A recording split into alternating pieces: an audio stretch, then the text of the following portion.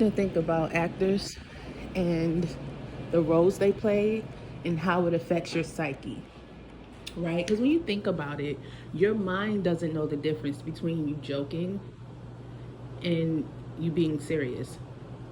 Take, for instance, Michael B. Jordan in the movie Sinners. He played Smoke and Stack, twin brothers. One was more playful, jovial, both stone cold killers, but one was more, I would say, childish, and the other was more mature and militant and, laser focused. And then one was turned into a vampire, right? And that was Stack. I think about the psychological effects of that because that man played three different people if you consider a vampire a person, right? So let's say he played three different characters. So showing up on set and having to switch back and forth into that mind frame, you know what I mean?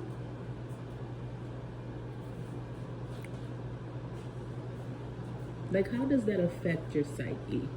Like when Denzel Washington played, I believe the name was Alonzo in Training Day. You know what I mean? Like, is there a what's the word?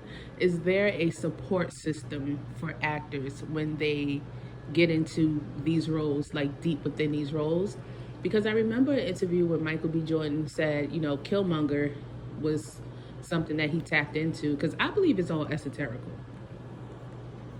I think that's why certain actors refuse to play certain types of roles, and just in the industry in general, because what you watch affects you. You ever listen to music and it puts you in a mood, or you watch a movie and you come out of a theater and you're in that world per se, or you're in a certain mind frame? So if you as a viewer sees it and it affects you, how does it affect those who are actually playing out these roles? I think it's very interesting. Now, I've always wanted to be an actress since I was a kid. I have done extra work. I have done, a couple of roles in smaller projects. Some were greenlit, some weren't. And even in that brief amount of time, I remember playing a character on the show. It didn't get released, unfortunately, but we did a lot of filming, and the character was basically a girlfriend who was not satisfied with her guy not making the money that she's used to making. So she had this like certain attitude, a certain air about her, just was like, where the money at? And this is during a time where I was really what's the word, networking, or being very, very social, and I was out and about, and I began to adopt that mind frame. I had it already, but not to that extent that the character had it. She was very unforgiving when it came to a man not having any source of income, whereas I was kind of more lenient. Now, I wouldn't let you get butt so far, but I was a little bit more understanding. So in that brief time of filming, we filmed for like a summer, I could see the effects. So I think it's very important to understand how spiritual it is. And I always wonder, do actors get support? Like, do they have to take it upon themselves to seek out therapy? Some actors do method acting, some don't. I spoke to a guy who's an actor. He's on TikTok, and he's in several projects, some major projects as well. And I asked him, how does he prepare for roles, or do roles affect him in any way? And he was like, no. He's like, no, I just show up. They tell me what to say. I get the script. They tell me where to stand. They give me my wardrobe, and I just go do what I do, and then I go home. And I'm like, as much as he say it doesn't affect him, in some way, shape, or form, based off me watching his lives, I'm not sure if that's all the way true. And I don't think he sees it. Now, granted, I don't know the man personally, but based off what he's presenting, I see a character he played within how he's interacting. So I don't think that's necessarily true. I think to some capacity, at some point, you do become affected. So I just wanted to talk about that in acting. I think there needs to be some sort of support group, some sort of something, if there isn't already, for actors who tap into these roles, especially real dark or heavy roles, you know.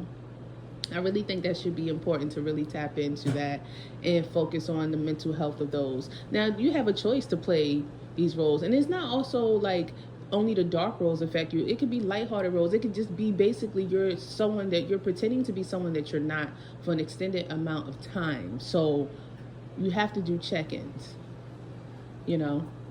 So what do you guys think about that? Do you agree with me, or it's just like, oh, it's just acting, it's just pretend? Because our mind really doesn't know the difference, and I'm learning that day by day.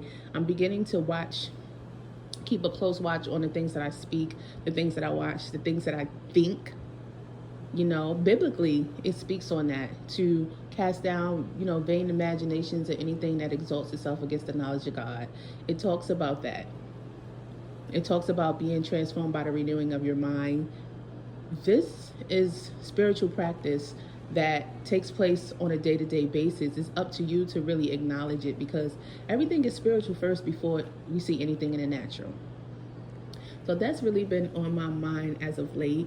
I've begun to see more and more of neuroscience backing a lot of Christianity, and let's take religion out of it. Even neuroscience in itself, the rewiring, restructuring of the brain and certain things that you can do, just seeing all of that is very interesting to me, you guys. This isn't like a typical scrolling with Nat. I just really want to talk more serious and not just skim over certain topics. These are thoughts that I have, seeing things that, you know, take place online. I'm sorry, I just jumped straight into it. My name is Nat. I am the host of Scrolling with Nat, obviously, right? It's just basically a faceless podcast where you can just listen to and kind of relax while you're driving or whatever it is that you're doing. Just take it as background music when you don't want to hear music. You know, sometimes it's like white noise, but I'm actually saying something here and there now. Don't ignore me too much. But welcome in. Just relax. Like the video. I would love for you guys to drop down in the comments, share, all of the things. Even if you dislike the video, thumbs down it. So, you know, social media, the way it's designed, I'm going to be completely honest. I found myself scrolling for hours at one point, and I didn't realize how much I was indulged in the apps, because we abbreviate the word app, but app is short for application. So I'm applying these different apps to my life in some way, shape, or form. We all are. And what they like to call doom scrolling is really a thing.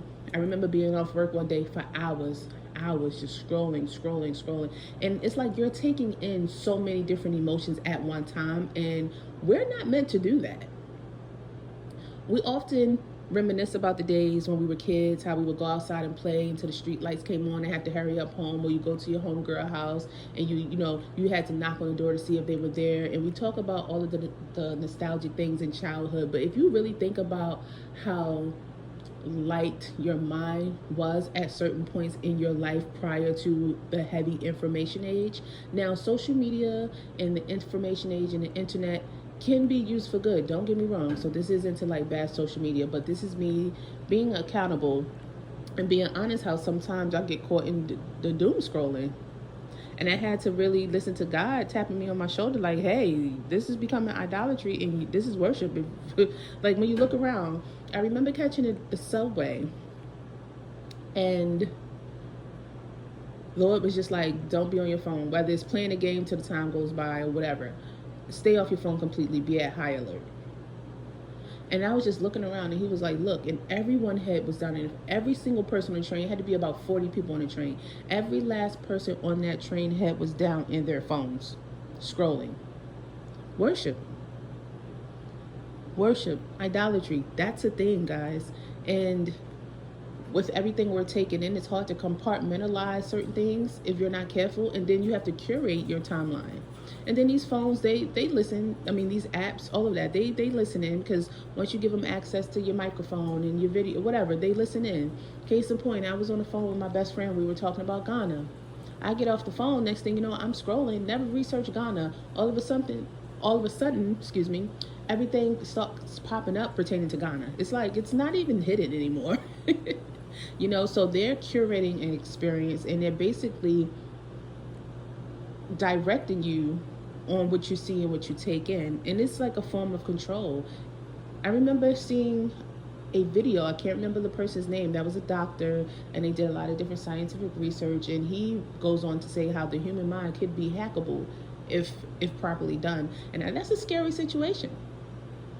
That's a scary situation. The human mind can be hackable, and there's so many different things pointing to the whole mind control. We hear about conspiracy theories all of the time, so it's good to just be more alert in the things that you're watching, the things that you're taking in, because again, your mind can't differentiate a joke or not, what's real and what isn't. Just to circle back to the movies, you watch a movie and there's a scene that comes up and it's so sad. You weren't sad prior to watching it, but then you empathize, and now that energy, you're sad from watching it, or you're happy, or whatever the case may be. You feel these emotions being conveyed because it's spiritual. These are the things I think about sometimes, guys, and I just want to share with you all. And if you're still here tuned in, because that's another thing, it's social media is priming your mind to 10 seconds or less to get to the point, 30 seconds or less to get to the point, and it's just not realistic. You don't learn everything by 10, 20, 30 seconds in. You're not a robot. But at the rate they're going, it's almost as they're trying to create something.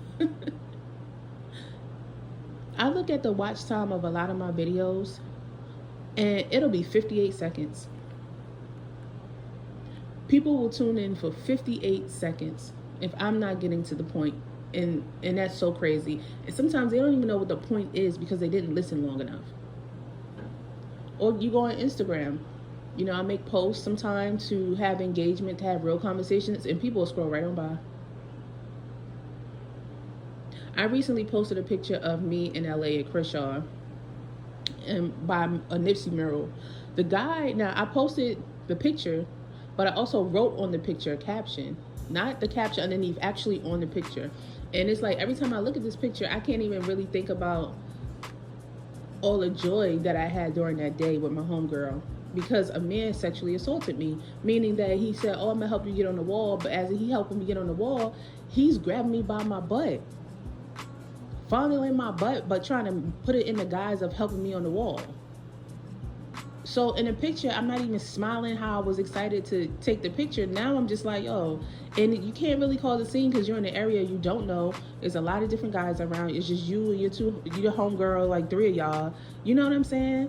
So my homegirl was like pissed, and she fussed him out. And I was like, yo, what's up with you? And he was like, oh, no, my bad. But it's like, yo, now when I look at this picture, I have to think about that as opposed to the moment I had. But no one read what I said. You know what they did? Put fire emojis. Picture fire. They didn't even read what I said. Things like that. It's just taking time out to really be human and not be idle and basically a puppet. Now that isn't everyone. Some people are aware, some people are, immersed in a sense of, hey, I'm still a human, I'm experiencing this. I'm experiencing social media, I'm interacting. There's some people out there like that, but a lot of times people just scroll, or they read a meme and they take it as everything at face value. They believe everything because the meme said so. A graphic pointed out. And then we have AI. It's getting to the point where some people can't tell the difference because AI is evolving. It's getting kind of crazy out here. So I just would like for you all to be more conscious and more aware. All of us, Let's get back to the basics. And social media isn't all that it's cracked up to be. It's so highly curated to the point I don't even think we realize how much of it is curated. So drop down in the comments. Do you agree or disagree? What are some of the ways that you'll kind of try to detach?